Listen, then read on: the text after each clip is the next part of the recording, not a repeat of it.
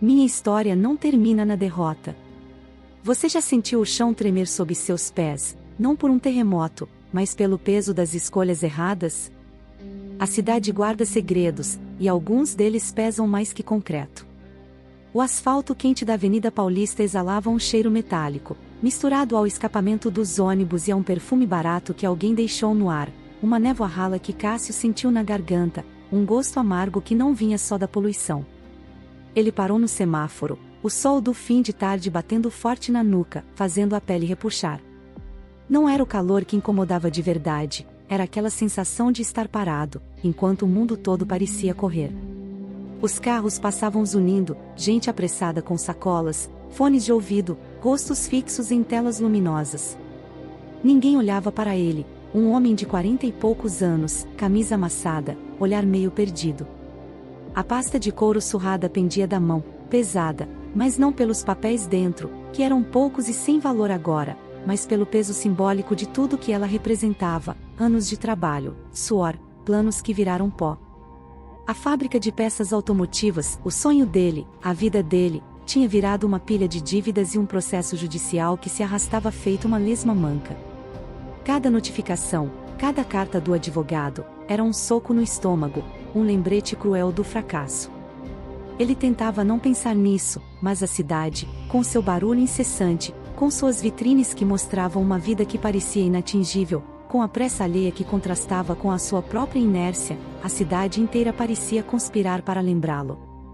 O sinal abriu, e ele atravessou, sem rumo certo, apenas andando para sentir que ainda se movia, que não estava completamente paralisado. A cada passo, o sapato gasto batia no chão, um som oco que ecoava o vazio que sentia por dentro. A relação com Renata, a filha, tinha virado um campo minado. Depois que a fábrica faliu, depois que ele perdeu tudo, inclusive a casa, a paciência dela se esgotou. As brigas eram constantes, palavras duras jogadas como pedras, mágoas antigas vindo à tona. Ele sabia que tinha errado, que se afogou no trabalho, que não esteve presente, mas a falência foi a gota d'água. Ela o via como um perdedor, alguém que destruiu não só o próprio futuro, mas também a segurança que ela esperava ter. A última conversa, há meses, tinha sido um desastre. Ela disse coisas que ainda ardiam na memória, palavras que ele não conseguia esquecer, por mais que tentasse. Você só pensa em si mesmo, pai. Sempre foi assim. Aquilo doeu mais que qualquer dívida.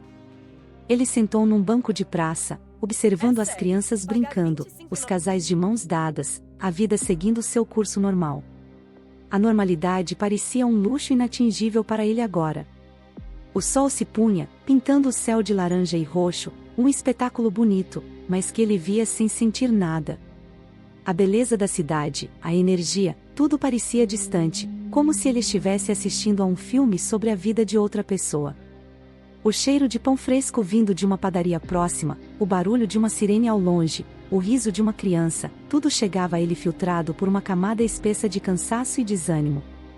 Ele fechou os olhos por um instante, respirando fundo, tentando encontrar um fio de esperança, uma razão para continuar. Mas a mente voltava sempre para o mesmo lugar, o fracasso, a solidão, a distância de Renata. A pasta no colo parecia ainda mais pesada. Ele abriu, tirou um maço de papéis.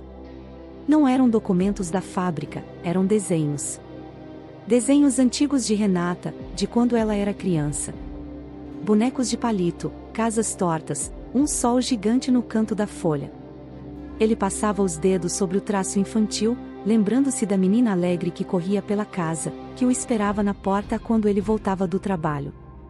Onde estava aquela menina agora? Onde estava o pai que ela admirava? Ele sentiu os olhos marejarem, mas engoliu o choro. Não podia se dar ao luxo de desmoronar ali, no meio da praça, com a cidade inteira assistindo, ou não assistindo, o que era pior. Guardou os desenhos de volta na pasta, fechou o zíper com um som seco.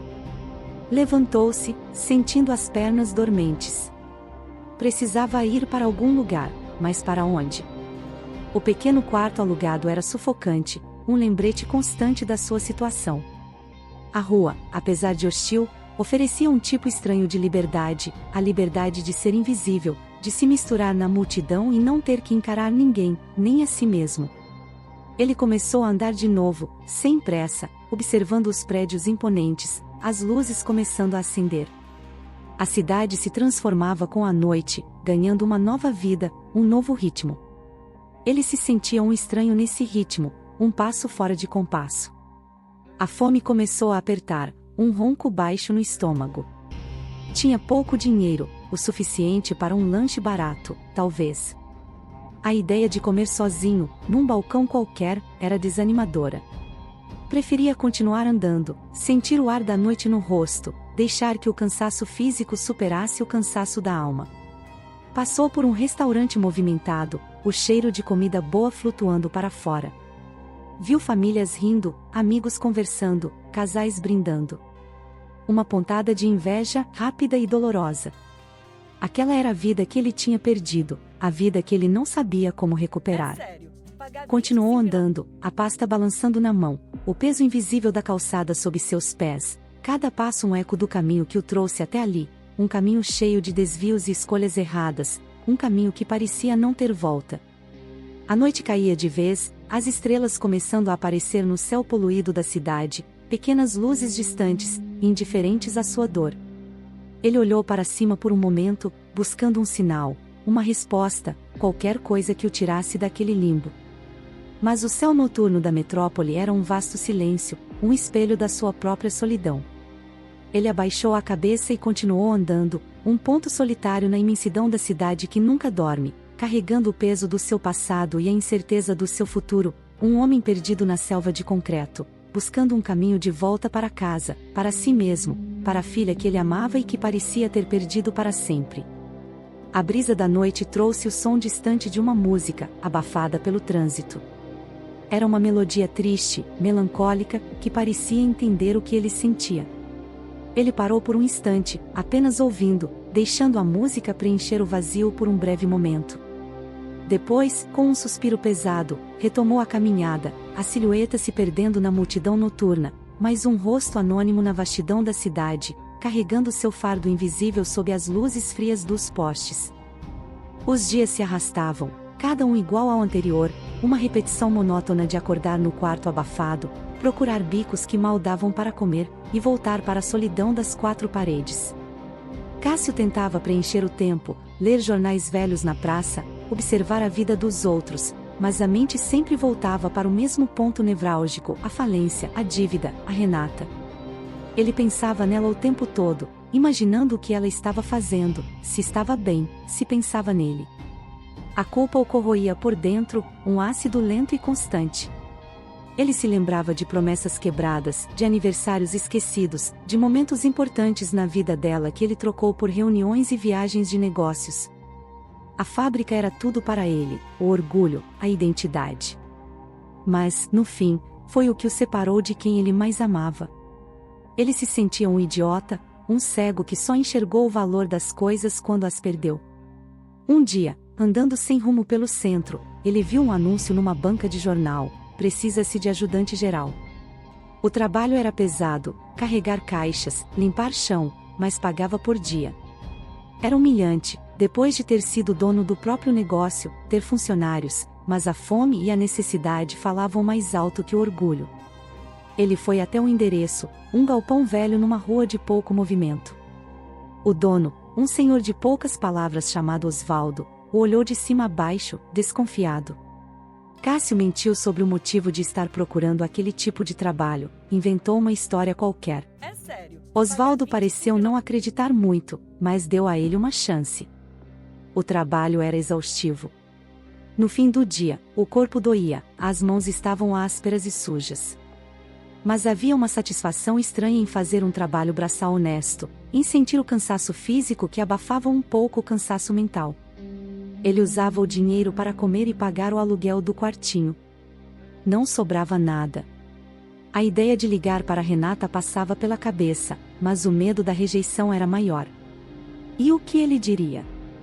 O grande empresário falido agora carrega a caixa. A vergonha era um fardo pesado, quase tanto quanto a pasta surrada. Ele via outros trabalhadores no galpão, gente simples, com suas próprias lutas, mas que pareciam ter uma resiliência que ele invejava. Eles riam, contavam piadas, falavam de futebol e família. Cássio se mantinha à margem, um estranho no ninho. Osvaldo, apesar de ranzinza, parecia observá-lo.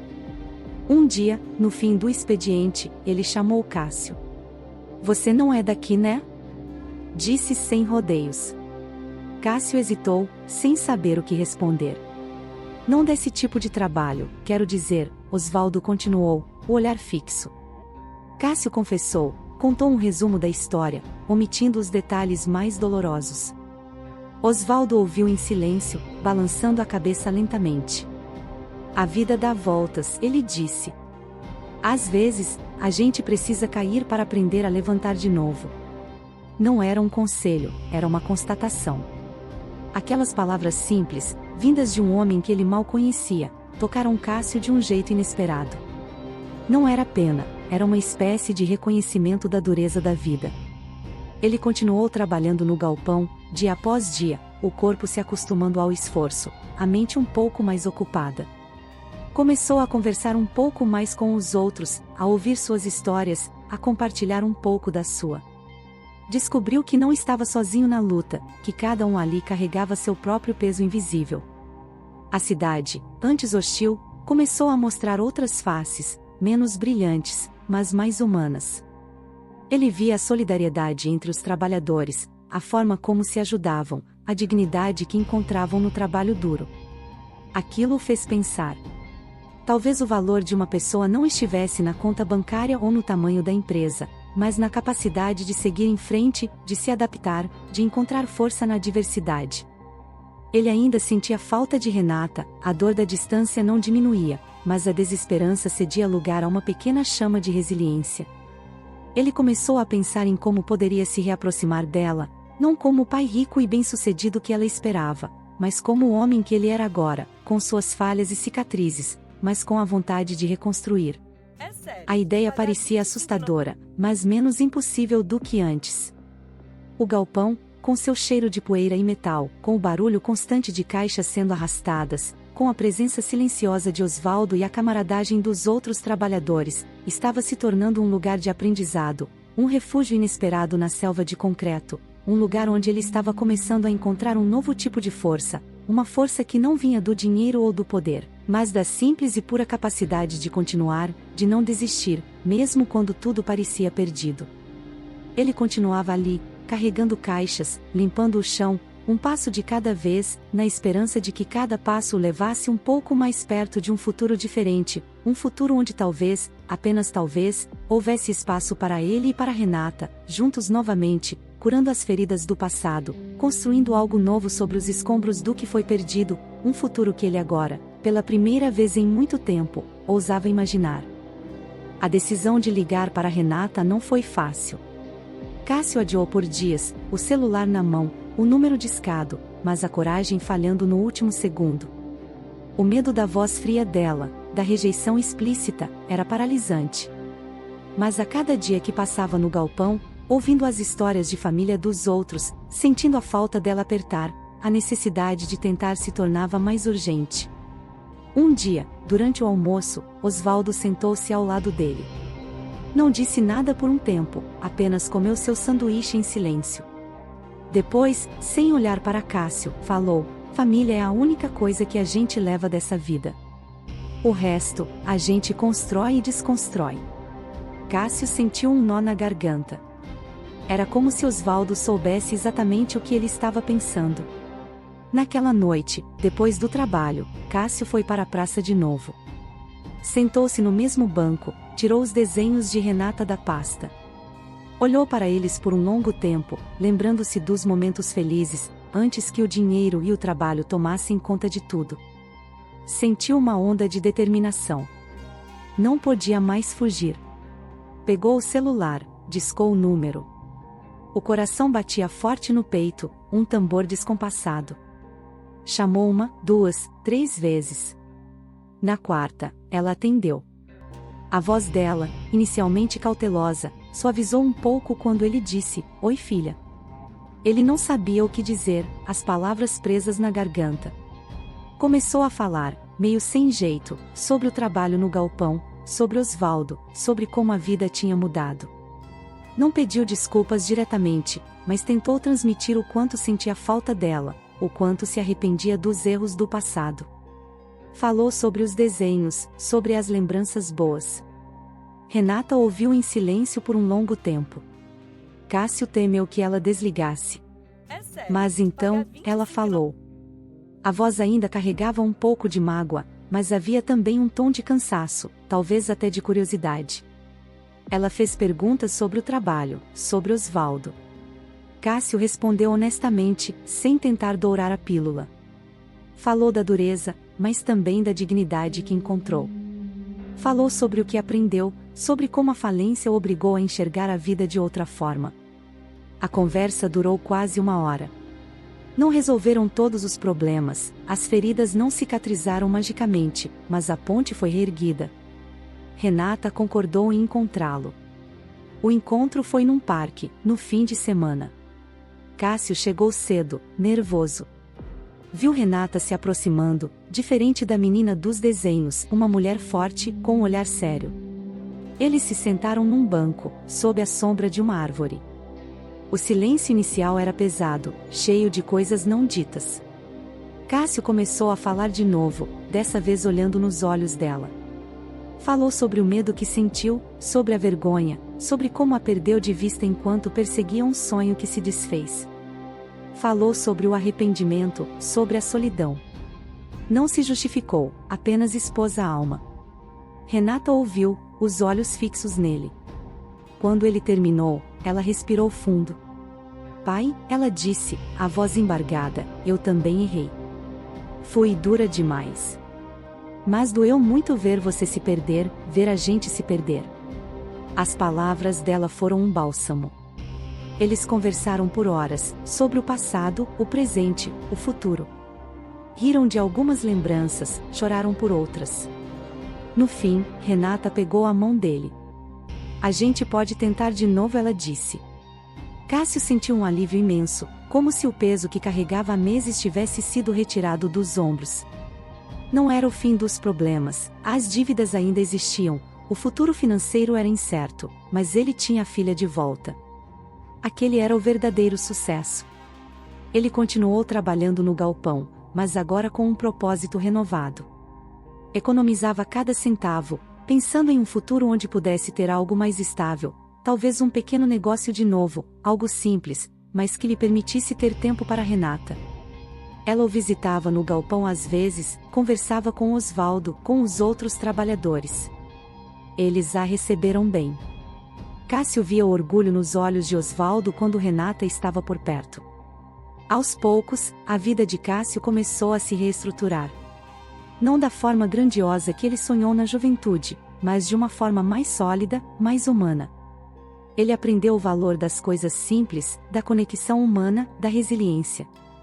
O peso invisível da calçada não desapareceu completamente, mas ele aprendeu a carregá-lo, e agora, com Renata ao lado, o fardo parecia muito mais leve. Ele não era mais o empresário falido, nem o homem perdido na multidão. Era Cássio, um pai que reencontrou a filha, um homem que caiu e aprendeu a levantar, um trabalhador honesto que encontrou dignidade no trabalho braçal. O futuro ainda era um caminho a ser construído, mas pela primeira vez em muito tempo, ele olhava para frente com esperança, com a certeza de que não importa o que acontecesse, ele não estaria sozinho, e isso, por si só, era a maior vitória que ele poderia desejar, um final feliz que não se media em dinheiro, mas em abraços apertados e palavras sinceras, um final feliz construído sobre os escombros do passado, tijolo por tijolo, com a força que ele encontrou na diversidade e no amor único. Realmente importava no fim das contas, o amor que o salvou da escuridão e o guiou de volta para a luz, para a vida, para si mesmo, um homem renascido nas ruas da cidade que antes o oprimia, mas que agora parecia um pouco mais acolhedora, um lugar onde ele podia finalmente respirar, livre do peso que o sufocava, pronto para seguir em frente, um passo de cada vez, ao lado de quem ele mais amava, no caminho que a vida, em sua complexidade, lhe reservou, um caminho que apesar das dificuldades, o levou de volta para casa, para o lugar onde ele pertencia, ao lado da filha, no calor do amor familiar, o maior tesouro de todos, o final feliz que ele tanto buscou, e que finalmente encontrou, não onde esperava, mas onde mais precisava, no coração de quem ele amava, e no seu próprio coração, renovado e cheio de esperança, pronto para o que viesse, com a certeza de que juntos, eles poderiam enfrentar qualquer coisa, qualquer desafio, qualquer peso, porque o amor era o mais leve e o mais forte.